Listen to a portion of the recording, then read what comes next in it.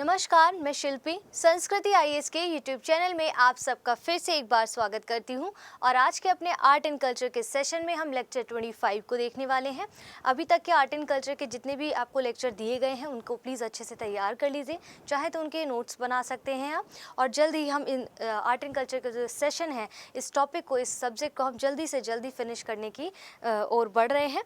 तो इसी तरह से निरंतर बने रहिए और जो है पूरा समराइज़ करके एक नोट्स बनाते रहिए इसका, ताकि रिवीजन करने में आपको आसानी हो। तो चलिए शुरू करें आज के अपने इस टॉपिक को। आइए देखिए आज के लेक्चर 25 में क्या है। मध्यकालीन साहित्य के बारे में यहाँ लिखा हुआ है। यानी कि हमने जो परसों अपना लेक्चर यानी कि 23 लेक्चर जब हमने शुरू किया था, उसमें साहित्य को पढ़ाना शुरू किया था, भाषा और साहित्य को। तो आज हम उसके तीसरे लेक्चर में हैं, यानी कि 24, 23, 24 एंड 25 आज जो हमारा लेक्चर है वो आखिरी होगा भाषा साहित्य से संबंधित।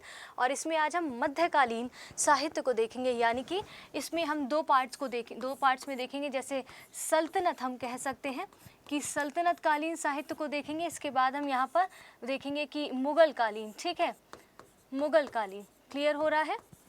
चलिए अब हम आगे बढ़ते हैं। इसमें सल्तनत कालीन फारसी साहित्य, देखिए सल्तनत कालीन और मुगल काल आते ही आपको फारसी भाषा का अत्यधिक प्रयोग मिलने लगेगा। देखिए कैसे, इसमें देखिए फारसी भाषा में की गई कई यहाँ पर रचनाएं हैं मुख्य रूप से, जिसमें दिल्ली सल्तनत और मुगल काल में इसे विशेष संरक्षण प्रदान किया गया फारसी भाषा को। फारसी भाषा का भारत में प्रवेश आप देखेंगे तुर्क और मंगोलों के आगमन के बाद इस भाषा का प्रयोग ज़्यादा से ज़्यादा वहाँ पर देखने को मिलता है रचनाओं में। सल्तनत कालीन फारसी रचनाकारों में से अधिकांश रचनाकारों की कृतियों का मुख्य विषय क्या हुआ करता था? तत्कालीन शासकों पर आधारित था। यहाँ पर देखेंगे अधिकांशतः जो रचनाएं लिखी गई हैं उसमें उस समय के जो शासक थे उन पर यहाँ पर रचनाओं को रचा जाता था। फारसी ग्रंथों से तत्कालीन राजनीतिक, प्रशासनिक और सामाजिक परिदृश्यों के बारे में जानकारी मिलती है। देखिए जैसे कल हमने साहित्य में पढ़ा था कि अन्य ग्रंथ, कई सारे जो अनेक ग्रंथ मिले हैं उनसे हमें जो उस समय पे जब ग्रंथ लिखे गए थे, जो कवियों ने या फिर कह सकते लेखकों ने जो वहाँ पर रचनाएं लिखी थी, उसमें उस समय की, उस तात्कालीन समय की राजनीतिक, आर्थिक परिस्थितियों का, सामाजिक परिदृश्य कैसा होता था, उनका वर्णन मिलता था। सेम एज इट इज़ यहाँ पर वही चीज़ देखने को मिलती है। ठीक है, इसके बाद देखते हैं जैसे सल्तनत कालीन की जो प्रमुख फारसी साहित्य है वो कौन कौन से साहित्य हैं जो फारसी भाषा में लिखे गए थे। देखिए यहाँ पर कुछ ग्रंथ दिए गए हैं, रचनाकार है, महत्वपूर्ण तथ्य हैं। इनको शुरू करें इससे पहले समझिए इसका अपना बड़ा रोल है, क्योंकि यूपीएससी में मेंस में, डायरेक्ट मैं बोल रही हूँ पहले मेंस की बात, उसमें इस तरह के प्रश्न पूछे गए हैं जहाँ पर आपको बताना पड़ता है कि फारसी साहित्यिक जो स्रोत हैं उनसे वहाँ पर मध्यकालीन भारत का जो है किस प्रकार से बोध होता है या क्या क्या चीज़ें उनके साहित्य के थ्रू पता चलती हैं। तो जब आपको ये रचनाएं पता होंगी तभी आप वहाँ पर उत्तर लिख पाएंगे। ये तो हो गई मेंस की बात, मेंस के प्रश्न की बात। आप देखेंगे पीटी में मैच द फॉलोइंग में डायरेक्ट क्वेश्चन कई बार पूछे गए, तो ध्यान से देखिएगा, अच्छे से समझिएगा। प्रमुख ग्रंथ कौन कौन से हैं सल्तनत कालीन में देखेंगे? तबकात-ए-नासिरी, इसके रचनाकार कौन थे? मिनहाज उल सिराज है। ठीक है, और इसका तथ्य क्या है, इसमें क्या लिखा हुआ है? ऐतिहासिक घटनाओं और महापुरुषों की जीवनियों का संकलन है एक प्रकार से, क्या? तबकात-ए-नासिरी। ठीक है, मिफ्ताह उल फुतूह, इसके बाद खजायन उल फुतूह जो है वो अमीर खुसरो के द्वारा लिखी गई एक रचना है, ग्रंथ है, जिसमें खिलजी शासनकाल के समकालीन स्रोत जो मिले हैं उनके बारे में वहाँ पर मेंशन किया गया है। अब तुगलकनामा जो है वो भी अमीर खुसरो के द्वारा लिखी गई है। तुगलकनामा से क्या सेंस निकल के आ रहा है? तुगलक वंश के सत्तारूढ़ होने का विवरण, उसका परिचय उस पुस्तक में, उस ग्रंथ में दिया गया है। तारीख फिरोज शाही जियाउद्दीन वर्नी की है और बलबन के शासन से लेकर आप देखेंगे फिरोज शाह तुगलक के शासन के आरंभिक वर्षों तक की जानकारी मिलती है। किसमें? तारीख ए फिरोज शाही में मिलती है, जो कि जियाउद्दीन वर्नी के द्वारा इस रचना, इस ग्रंथ को लिखा गया है। फतवा-ए-जहादारी जियाउद्दीन बर्नी के द्वारा ये भी लिखी गई है। और सल्तनत कालीन राजनीतिक दर्शन और प्रशासनिक सिद्धांतों के संबंध में एक परिचय मिलता है, विवरण मिलता है, किस पुस्तक में? फतवा-ए-जहादारी, जो कि जियाउद्दीन बर्नी ने लिखी है। आप चाहें तो मैं साइड हो जाती हूँ, आप इसका स्क्रीनशॉट ले सकते हैं। चलिए अब हम आगे बढ़ते हैं। मुगल कालीन फारसी साहित्य, अभी हमने क्या पढ़ा? सल्तनत कालीन फारसी साहित्य को, अब हम मुगल कालीन पढ़ेंगे। मुगल काल में कई प्रसिद्ध फारसी साहित्यों की रचना की गई, जिसमें प्रथम महत्वपूर्ण रचना की बात की जाए तो बाबर की थी, तुजुक-ए-बाबरी थी। और यह बाबर की आप देखेंगे तुर्की भाषा में लिखी गई आत्मकथा है उसकी। ठीक है, आत्मकथा थी जिसका फारसी अनुवाद किसने किया था? बाबर नामा के नाम से जाना जाना जाता है। तो आत्मकथा जो इसकी थी तो तुजो के बाबरी, बाबर ने लिखी थी, उसका फारसी अनुवाद क्या था, क्या नाम था, बाबर नामा था उसका। ठीक है, अकबर के शासनकाल में आप देखेंगे, अकबर का जब हमने स्थापत्य कला पढ़ा, जब हमने चित्रकला पढ़ा, तो काफ़ी समृद्धि वहाँ पर देखने को मिलती है। और यहाँ पर देखते हैं क्या है कि अकबर के शासनकाल में फारसी साहित्य को विशेष रूप से प्रोत्साहन मिला। इस काल की सबसे प्रमुख कृति की बात की जाए तो अबुल फजल के द्वारा लिखी गई आईने अकबरी है। ध्यान रखिएगा, आईने अकबरी किसके द्वारा लिखी गई है, अबुल फजल के द्वारा। अकबर ने अन्य भाषाओं की भी महत्वपूर्ण रचनाओं को जन्म दिया, जैसे देखेंगे संस्कृत ग्रंथों यानी कि रामायण हो गया, ठीक है, महाभारत हो गया, पंचतंत्र हो गया, और फारसी में इनका क्या कराया, अनुवाद कराया। अकबर काल के समय में पूछा जाए तो किन किन रचनाओं का जो संस्कृत ग्रंथ है उनका जो है अनुवाद फारसी भाषा में किसमें कराया था, संस्कृत में। देखेंगे रामायण, महाभारत, पंचतंत्र, जिसका फारसी में अनुवाद कराया। उसके लिए एक अनुवाद विभाग की भी उन्होंने वहाँ पर स्थापना की थी। तो अनुवाद विभाग की स्थापना किसके अंतर्गत हुई थी, किस शासनकाल में, अकबर के शासन में। इस काल के प्रमुख फारसी साहित्यकार कौन कौन से, अबुल फजल हैं, बदायूनी हैं और फैजी हैं। ध्यान रखिएगा, इनको जब हम प्रश्न लिखेंगे तो उसमें आपके लिए मददगार साबित होगा ये। ठीक है, देखिए जैसे हमने सल्तनत कालीन फारसी साहित्य पढ़ा, वैसे अब हम मुगल कालीन फारसी साहित्य को देखेंगे। वैसे उनके ग्रंथ हैं, जैसे हुमायूं नामा, इसके गुलवदन बेगम जो है वो उसकी रचनाकार है। ठीक है, और हुमायूं के जीवन से संबंधित महत्वपूर्ण जानकारियां इसमें मिलती हैं। हुमायूं की बेटी है, उन्होंने ही इसको लिखा हुआ है, हुमायूं नामा लिखा हुआ है।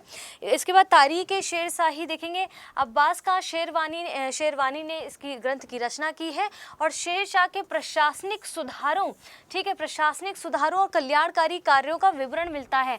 जब आज हम प्रश्न करेंगे मेंस का, प्रीवियस ईयर के मेंस का, यूपीएससी का, तब हमें ये सब चीज़ों की ज़रूरत पड़ेगी। क्यों, उसी के थ्रू तो हम बताएंगे सोर्सेस क्या हैं, कैसे पता चला वहाँ पर राजनीतिक स्थिति कैसी थी, वहाँ पर सामाजिक परिदृश्य कैसा था, आर्थिक स्थिति कैसी थी। इन सब के सोर्सेस के द्वारा ही तो हम बता सकते भाई इनकी पुस्तक में क्या मिला, इनके ग्रंथ में क्या मिला, वो सब ध्यान रखिएगा। अकबरनामा में देखेंगे आप अबुल फजल के द्वारा लिखा गया है। उसमें पूर्वगामी शासकों के इतिहास से लेकर अकबर के शासनकाल के महत्वपूर्ण विवरण आपको इसमें देखने को मिलते हैं। तुजो के जहांगीरी में आप जहांगीर के द्वारा इसको लिखा गया था। ठीक है, रचनाकार है, जहांगीर के शासनकाल की महत्वपूर्ण और विवादित घटनाओं की जानकारी इसमें मिलती है।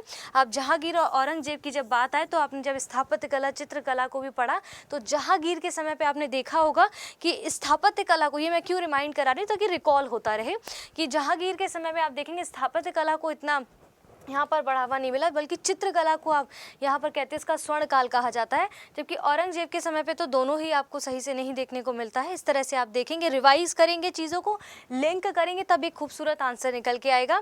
इसके बाद देखते हैं यहाँ पर आलमगीर नामा जो है मोहम्मद काजिम के द्वारा औरंगजेब के शासन के प्रथम दशक की जानकारी हमें यहाँ पर देखने को मिलती है आलमगीर नामा में। क्लियर है। आइए अब उर्दू साहित्य पर मूव करते हैं। इसमें देखेंगे कौन कौन से कवि आए, कौन कौन से ग्रंथ थे, किसमें क्या लिखा है। जैसे अमीर खुसरो की बात की जाए तो सबसे पहले इन्होंने फारसी और हिंदी में ऐसी मिश्रित कविता का प्रयोग किया जो एक नई भाषा आरंभ करता है। ठीक है, इसे उस समय क्या कहा गया, हिंदवी या रेखता कहते हैं। ठीक है, इन्होंने फारसी और हिंदी भाषा का मिश्रण करके जो है रचनाओं को लिखना शुरू किया, उसे हिंदवी या रेखता कहते हैं। यह भाषा हिंदी व्याकरण के नियमों, फारसी लिपि का अनुसरण करती है। तो भी यहाँ पर क्या कह दिया गया था, फारसी और हिंदी में ऐसी मिश्रण मतलब दो चीज़ें या कुछ और चीज़ें इसमें मिश्रण हो रहा है, उनको मिक्स किया जा रहा है। सौदा क्या था, सौदा मध्यकाल के अंत में उर्दू साहित्य के कवियों में आप देखेंगे सर प्रमुख था। तो ये याद रखिएगा, सौदा कब से देखने को मिला, उर्दू साहित्य के कवियों ने, ये सर प्रमुख था उनके बीच में। हिंदी साहित्य क्या था, 7वीं से 14वीं सदी के मध्य प्राकृत भाषा से विकसित होने वाली अपभ्रंश से लेकर हिंदी भाषा की उत्पत्ति होती है। कहाँ से, अपभ्रंश से हिंदी भाषा की उत्पत्ति होती है। और इसी समय भक्ति आंदोलन ने संस्कृत के स्थान पर आम जन की भाषा को अडॉप्ट किया, क्योंकि संस्कृत थोड़ी क्लिष्ट होती थी। तो आम लोगों के बीच में अगर किसी चीज़ को आपको स्प्रेड करना है तो उसके लिए उनकी भाषा का इस्तेमाल करना पड़ेगा, ताकि वो सहज महसूस कर सके और उसको समझ सके। ठीक है, हिंदी में रचित साहित्यों में सर्वाधिक प्रसिद्ध रचना है आपकी चंद्रबरदाई की पृथ्वीराज रासो। ठीक है, पृथ्वीराज रासो ये पूछा गया है कई बार आपके प्री में, मैं कहूँगी यूपीपीसीएस में भी कई बार पूछा गया है, जिसमें पृथ्वीराज चौहान के जीवन की प्रमुख घटनाओं का उल्लेख मिलता है। इसके अतिरिक्त जगनिक का अल्हा खंड हो गया, इसके बाद सारंगधर की हम्मीर रासो हो गया, आदि भी हिंदी की कुछ महत्वपूर्ण रचनाएं। ध्यान रखिएगा। बांग्ला साहित्य की बात करूं तो मध्यकाल में बांग्ला भाषा की उत्पत्ति देखने को मिलती है कि गौड़ प्रकृत मानी जाती है। ठीक है, यहाँ पर बौद्ध धर्मावलंबियों का काफी योगदान रहा है इस भाषा में। आप देखेंगे इसके विकास में। और मध्यकालीन भारत में बांग्ला भाषा के प्रसिद्ध कवि चंडीदास थे। और इसके बाद देखते 15वीं और 16वीं सदी के महान बांग्ला संत कौन थे? चैतन्य ने वैष्णव मत, यहाँ पर यानी कि विष्णु संप्रदाय को मानने वाले वैष्णव मत को धार्मिक और साहित्यिक आंदोलन में परिवर्तित करने में अहम भूमिका या हम कह सकते हैं सहायता प्रदान की थी बांग्ला साहित्य के अंतर्गत। ठीक है, इसके बाद देखिए मराठी साहित्य। इस तरह से हम कैसे एक एक साहित्य को पढ़ते जा रहे हैं, जितना जरूरी है बस उतना ही पढ़ना है। इसमें देखेंगे सबसे पुरानी कृति आप देखते हैं संत ज्ञानेश्वर के द्वारा लिखी गई थी। और कब लिखी गई थी? 13वीं सदी में लिखी गई थी। ज्ञानेश्वर ने ही आप देखेंगे मराठी में भागवत गीता पर विस्तृत टिप्पणी की है। तो मराठी में भागवत गीता पर टिप्पणी किसने की है? तो आप याद रखिएगा ज्ञानेश्वर ने। ज्ञानेश्वर कब से संबंधित है? मराठी साहित्य से। इसके अतिरिक्त आप देखेंगे इसमें और जो अन्य नाम है नामदेव, शिवसेन और गोरा, इसके बाद तुकाराम और रामदास यहाँ पर लोकप्रिय कई संत हुए हैं। सबसे पुरानी ज्ञात महिला लेखिका यहाँ पर देखिए देखने को मिलती है, वो है जनाबाई। और कहीं पर आपको महिला का इस तरह से लेख या कुछ नहीं मिलेगा, तो कहाँ मिला है? मराठी साहित्य में मिला है। क्या नाम है? जनाबाई। चलिए पंजाबी साहित्य में सिख धर्म के प्रथम गुरु नानक साहब, जैसा कि हम जानते हैं उन्होंने कई भाषाओं में साहित्य को लिखा, लेकिन सबसे पहले सर्वप्रमुख रूप से पंजाबी भाषा का उन्होंने प्रयोग किया था। ठीक है, इसके बाद 2 लिपियां पंजाबी साहित्य में आपको देखने को मिलती हैं, जिसमें फारसी और गुरुमुखी का प्रयोग किया गया है। ठीक है, इसके बाद देखते हैं सबसे प्रसिद्ध पुस्तक इनकी कौन सी है? आदि ग्रंथ यानी कि गुरु ग्रंथ साहिब है। ठीक है, इसके बाद आप देखेंगे यहाँ पर गुरु गोविंद सिंह ने पंजाबी में सवैया यानी कि कविता की रचना की। इसके बाद सबसे प्रसिद्ध पंजाब में प्रेम गाथा, जो पंजाबी में प्रेम गाथा मिलती है, वो है हीर रांझा। ये काफ़ी फेमस नाम है, जो मुस्लिम कवि वारिस शाह की एक अमर पुस्तक है। ठीक है, हीर रांझा मुस्लिम कवि की एक, आप देखेंगे वारिस शाह की एक सबसे अमर पुस्तक है, जिसको पंजाबी भाषा में या पंजाबी साहित्य में आपको देखने को मिलेगा। क्लियर है? अब विदेशी यात्रा वृतांत देखिए, ये तो सब आपका जो पढ़ा मराठी या फिर आपने जो भी पंजाबी साहित्य और इस उर्दू साहित्य पढ़ा, ये सब आपके देश की बात हो रही थी। फिर क्या हुआ? अब इन्होंने तो सारा अपना वहाँ पर जो है वो लिखा, सारी चीज़ें जो देखा समझा उसको लिखा राज दरबार में बैठ के।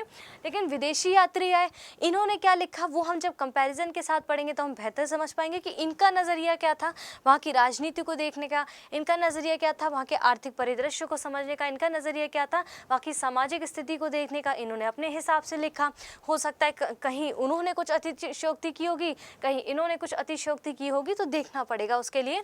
प्राचीन और मध्ययुगीन काल में कई प्रमुख यात्रियों ने भारत की यात्रा की, दौरा किया। ध्यान देने की बात यह है कि किसी भी महिला यात्री से संबंधित यहाँ पर कोई भी जानकारी नहीं मिलती है अभी तक।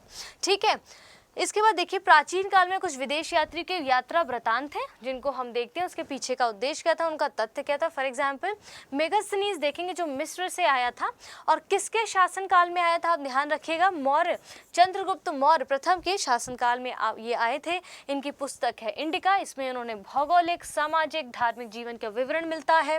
7 जातियाँ, सगोत्र विवाह, वंशानुगत व्यवसाय। सोचो यहाँ के जो फारसी साहित्य में जो लिखे गए ग्रंथ हैं उनसे ज़्यादा तो इन्होंने लिखा हुआ है। देखिए क्या क्या चीज़ें हैं। इसके बाद देखते हैं डायमेकस जो कि मिस्र से आए थे, वो मौर्य बिंदुसार के समय शासनकाल में आए और उन्हें तात्कालीन आप देखेंगे राजनीति और भारत के भौगोलिक क्षेत्र का ज्योग्राफिकल इन्होंने वहाँ का विवरण मिलता है। इनके जो ग्रंथ है उसमें फाहयान चीनी यात्री जो है उनके यात्रा वृतांत कब आए थे, गुप्त काल में चंद्रगुप्त द्वितीय के, आप देख सकते हैं उसमें यात्रा वृतांत था इनका। बौद्ध राज्यों का रिकॉर्ड का संकलन किया है, इसमें सामाजिक और धार्मिक जीवन का विवरण मिलता है। इन्होंने जो यात्रा वृतांत लिखा है उसमें बुद्ध के राज्यों से संबंधित कुछ रिकॉर्ड है जिसमें सामाजिक और धार्मिक जीवन का विवरण मिलता है। ह्वेनसांग जो चीनी थे वो पुष्य भूमि यानी कि हर्षवर्धन के शासनकाल में आए थे। इनकी पुस्तक क्या थी, सी यू की थी। इसमें भारत के शहरी जीवन का वर्णन मिलता है। ध्यान रखिएगा ये एक एक लाइन बहुत इंपॉर्टेंट है, पीटी में डायरेक्ट प्रश्न पूछे गए हैं, चाहे वो स्टेट एग्जाम हो चाहे वो यूपीएससी हो। इसके बाद आते हैं सुलेमान यानी कि जो अरब से आए थे 9वीं सदी में। इसमें पुस्तक है इनकी अखबार और अल सिंध वल हिंद देखते हैं। इसमें पाल शासकों की चर्चा की, किसकी चर्चा की गई है, पाल शासकों की। क्लियर है। अल मसूदी जो अरब से आए थे 1943 से 1949 ईस्वी में। इनकी पुस्तक है मरूज अज जहव है और इसमें प्रतिहार वंश के बारे में चर्चा मिलती है आपको। अंत में देखते हैं अलबरूनी जो देखेंगे खवा रज़म जो 1024 से 1030 ईस्वी में जो आए थे, इसमें आप देखेंगे कि इनकी पुस्तक थी किताब उल हिंद। इसमें इन्होंने जाति व्यवस्था के बारे में जानकारी मिलती है। क्लियर है, सारी चीज़ें समझ आ गई हैं आपको।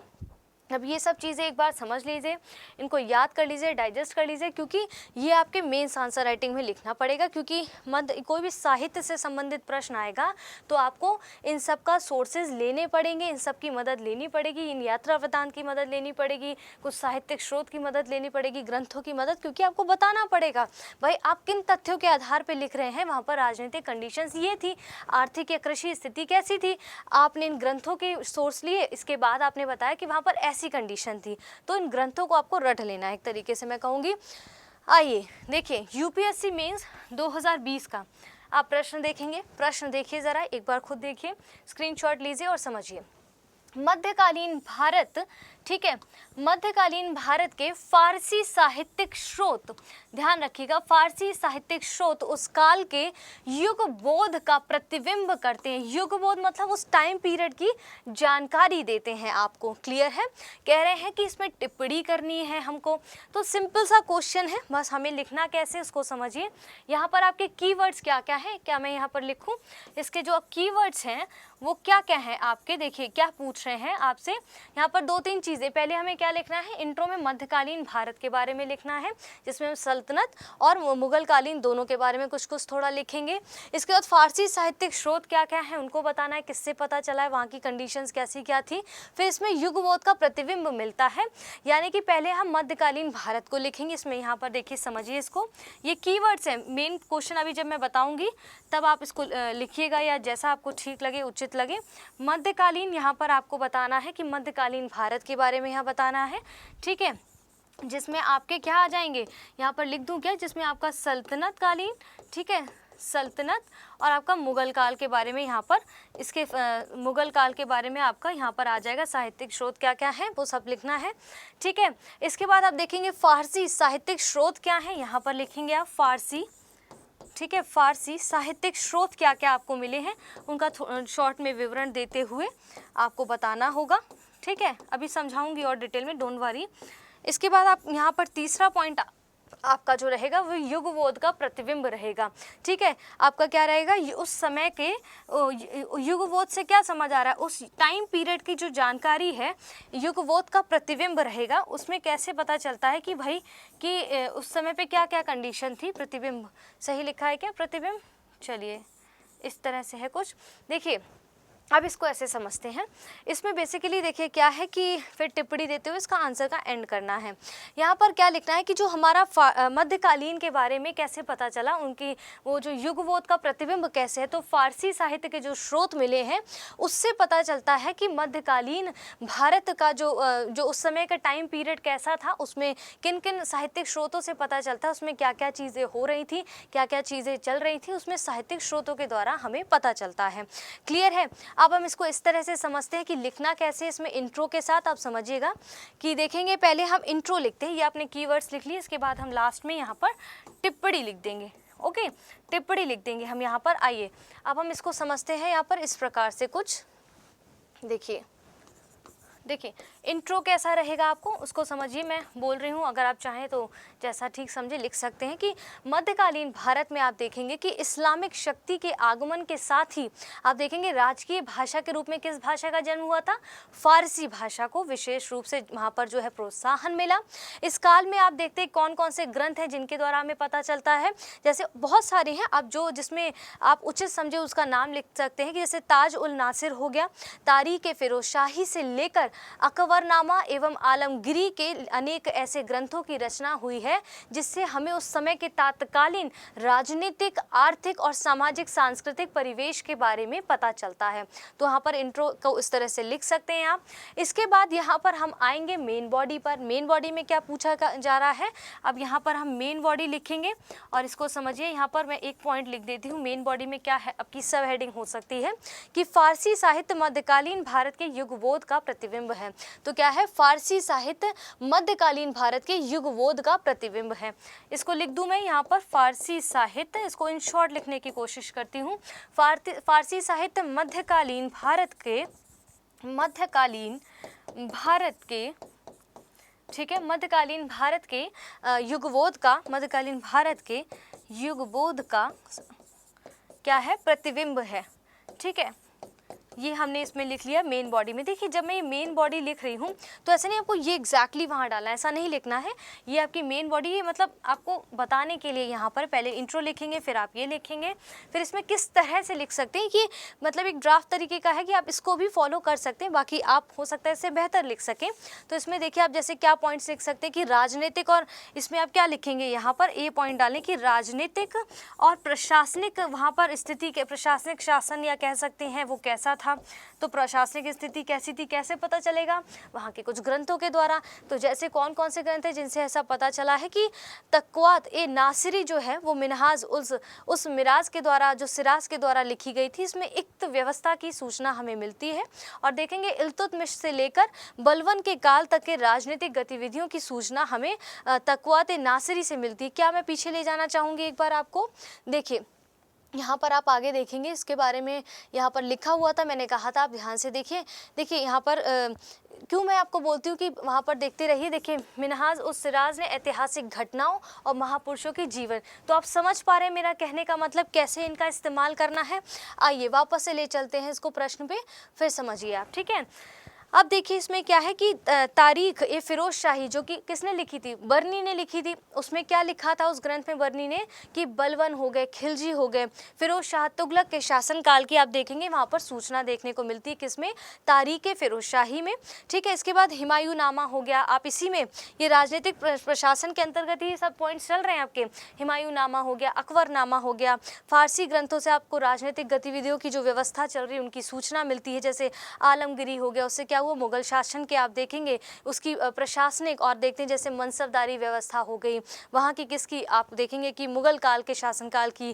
केंद्रीय और प्रांतीय प्रशासन वहाँ पर कैसा था मुगल काल का, किसके द्वारा पता चलता है, ये आलमगिरी आदि के द्वारा। आप देखेंगे कई सारे ग्रंथ हैं जिनको मैंने बताया, उनको यहाँ मेंशन कर सकते हैं। इसके बाद दूसरा हम मेन बॉडी में इसके अंतर्गत हम दूसरा पॉइंट क्या यहाँ पर लिख सकते हैं उसको समझिए। यहाँ पर हम लिखेंगे कि आर्थिक स्थिति कैसी थी। अब किन ग्रंथों से हमें आर्थिक स्थिति के बारे में पता चलता है, वहाँ की, किसकी, मध्यकालीन भारत की। ठीक है, तो इसमें देखेंगे तारीख ए फिरोज शाही, ठीक है, फतवा ए जहांदारी से सल्तनत कालीन आर्थिक व्यवस्था का हमें पता चलता है, जिसमें विशेषकर आप देखेंगे कि अलाउद्दीन खिलजी के भू राजस्व सुधार और बाजार नियंत्रण व्यवस्था की हमें सूचना मिलती है, किससे, तारीख ए फिरोज शाही और फतवाई जहांदारी से। ठीक है, वहीं आप देखेंगे कि आईने अकबरी जो थी वो अबुल फजल की थी, अभी हमने पढ़ा था। उसमें मुगल कालीन कृषि अर्थव्यवस्था के बारे में हमें पता चलता है, जिसमें फसलों के कई प्रकार पता चलते हैं, जिसमें आप देखेंगे आईने दहशाला जो है उसमें पद्धति में आप पता चलेगा कि वाणिज्य कैसा था, व्यापार की सूचना क्या थी, व्यापार की सूचना जो हमें मिली वो सब इनसे मिली है। देखिए मैं समझती हूँ कुछ टर्म्स हैं जिनको आपको याद करना पड़ेगा ग्रंथों को, जो कि फारसी भाषा में, तो थोड़ा सा अभी इनिशियल स्टेज में थोड़ा सा आपको लगेगा कि क्या है, जब आप रेगुलर उसको पढ़ने लगेंगे तो आपको डिफ़िकल्टी नहीं होगी। आइए अब हम समझते हैं इसका जो हमारा तीसरा पॉइंट हम कह सकते हैं, इसको सी को मैं यहाँ लिख देती हूँ, सी पॉइंट को मैं लिख देती हूँ कि सामाजिक और सांस्कृतिक चीज़ें कैसे वहाँ के बारे में पता चलती है। सामाजिक और सांस्कृतिक स्थिति, सांस्कृतिक, ठीक है, सांस्कृतिक स्थितियाँ क्या थी मध्यकालीन भारत में, फारसी साहित्य के स्रोतों से क्या पता चलता है। सूफी साहित्य में आप देखेंगे जिसमें देखेंगे मलफुजात ग्रंथ जो कि आप देखते हैं यथा फवाद उल फुवद, जो फवाद हैं उनसे तात्कालीन भक्ति सूफी आंदोलन के बारे में, सांस्कृतिक जीवन और जन सामान्य के जीवन की सूचना वहाँ से हमें मिलती है। वहीं देखेंगे मुगल काल की जब बात करें अब हम, तो उसमें देखेंगे आईने अकबरी से हमें अकबर के सुलह ए कुल और विभिन्न संस्कृत ग्रंथों का फारसी साहित्य में अनुवाद देखने को मिलता है, वो हमने पढ़ा था अभी अकबर के समय काल में। चलिए मैं फिर से दिखाती हूँ आपको ताकि कोई कंफ्यूजन ना रहे किसी प्रकार का, आप बेहतर तरीके से उसको अकबर के शासनकाल में फारसी साहित्य को विशेष प्रोत्साहन मिला, जिसमें उन्होंने संस्कृत भाषा के जो ग्रंथ थे उनका फारसी अनुवाद कराया था, इसलिए अनुवाद विभाग की उन्होंने यहाँ पर स्थापना भी की थी। तो ध्यान रखिएगा ये सब चीज़ें आपको यहाँ पर काम आएंगी मेंस के प्रश्न में। ठीक है, अब इसमें समझिए क्या है कि मुगल काल में अभी हमने देखा, इसके बाद साथ ही आप देखेंगे फारसी ग्रंथों से अमीर वर्ग, सामाजिक स्तरीकरण देखते हैं, महिलाओं की स्थिति कैसी थी, जैसे मुगल हरम हो गया और महिला शिक्षा आदि का वहाँ से पता चलता है, जिसमें हमने महिलाओं के बारे में ज़्यादा कुछ खास बेहतर स्थिति नहीं देखी थी जब हमने पढ़ा था। ठीक है, इन सब चीज़ों को लिखने के बाद आप यहाँ पर क्या कर सकते हैं, इसको एंड कर सकते हैं। जैसे हमारा यहाँ पर ये मेन बॉडी में स्टार्ट होता है, इसके बाद हम यहाँ पर कंक्लूजन जो है, यहाँ पर आप कंक्लूजन लिख सकते हैं। ठीक है, कंक्लूजन लिख सकते हैं आप। यहाँ पर क्या रहेगा आपका कंक्लूजन कि देखेंगे कि विशुद्ध ऐतिहासिक कृतियों के रूप में स्थापित होने के बावजूद भी फारसी ग्रंथ जो था उसने अधिकांशतः राजकीय दृष्टिकोण को ही अभिव्यक्त किया है। ठीक है, जन सामान्य को इतना अभिव्यक्त नहीं किया जैसा कि हमने पढ़ा था, बल्कि यात्रा वृतांत जो मिले हैं उसमें कुछ कुछ आपको इस तरह की चीज़ें देखने को मिलती हैं। ठीक है, लेकिन आप देखते हैं कि इसमें इन ग्रंथों की समकालीन जो संस्कृत और क्षेत्रीय साहित्य है और जो विदेशी यात्रा वृतांत है उसके साथ अगर अध्ययन करने पर स्पष्ट तस्वीर थोड़ी सी वहाँ पर प्रकट हो सकेगी। तो यात्रा वृतांत जब यहाँ पर हमने लास्ट में पढ़ा था तो देखा था किस तरह से इसमें 7 जातियाँ, सगोत्र विवाह, वंशानुगत व्यवसाय, ठीक है, तात्कालीन राजनीतिक, भारत की भौगोलिक विवरण स्थिति, इसके बाद देखते हैं यहाँ का भारत के शहरी जीवन का वर्णन, तो आम जनजीवन, लोक जीवन से संबंधित चीज़ें आपको यहाँ पर देखने को मिलती हैं। तो यदि आपको लगे प्रश्न के जो छोटा है आपको बाकी की चीज़ें नहीं याद आ रही तो इनका भी कुछ वहाँ पर आप जो तत्व वहाँ पर दिखा सकते हैं। ठीक है, लेकिन क्योंकि यहाँ पर क्या है ना कि विदेशी यात्रियों को वहाँ पर स्पेसिफिकली फारसी साहित्य के संबंधित वहाँ पर चीज़ें पूछी गई, यहाँ पर विदेशी यात्रा वृतांत दिया गया है। क्लियर है? इस तरह से आपको इस प्रश्न का उत्तर दे देना है। सारी चीज़ें समझ आ गई, चाहे तो नोट डाउन कर सकते हैं, मैं थोड़ा सा साइड हो जाती हूँ, आप चाहे तो इसका स्क्रीनशॉट ले सकते हैं। इसके साथ यहाँ पर हम आज की इस वीडियो को समाप्त करते हैं और जल्द से जल्द इस चीज़ को हम यहाँ पर आर्ट एंड कल्चर को फिनिश करने वाले हैं और होप सो कि बहुत जल्द इस चीज़ की न्यूज़ मैं आपको दे दूँ। और आज आपका ये साहित्य का जो है वो लास्ट लेक्चर था। इसके बाद अब जो हम आएंगे, चलिए मैं सस्पेंस ख़त्म कर देती हूँ और ये बता देती हूँ कि कल के लेक्चर यानी कि 26 लेक्चर जो हमारा आएगा उसमें हम अपने प्रीवियस ईयर के मेंस क्वेश्चंस को डिस्कस करेंगे। मैं क्यों बता रही हूँ, ताकि आपका एक्साइटमेंट ये बना रहे और जब आप कल वापस यहाँ आए तो ये सोच गया कि भाई अब इस कॉपी को हमें बस रिवाइज करना है, ख़त्म करना है इस टॉपिक को और नए टॉपिक, नए विषय के लिए एक नया रजिस्टर रेडी करना है। तो कल हम यहाँ पर मेंस के कुछ, सिर्फ मेंस के कुछ क्वेश्चंस डिस्कस करेंगे। तो जो लोग अभी तक इसको जो है इग्नोर कर रहे थे, इग्नोर ना करें, कल आइए और कल कुछ बेहतर तरीके से प्रश्नों की प्रस्तुति इस तरह से की जाएगी ताकि आप एक समझ डेवलप कर सके कि प्रश्न की जो प्रकृति है वो क्या होती है मेंस में, स्पेसिफिकली यूपीएससी में। तो कल प्लीज़ ज़रूर उपस्थित होइएगा एक नई वीडियो को देखने के लिए। तब तक अपना ध्यान रखिए, मैं चलती हूँ। जय हिंद, जय भारत।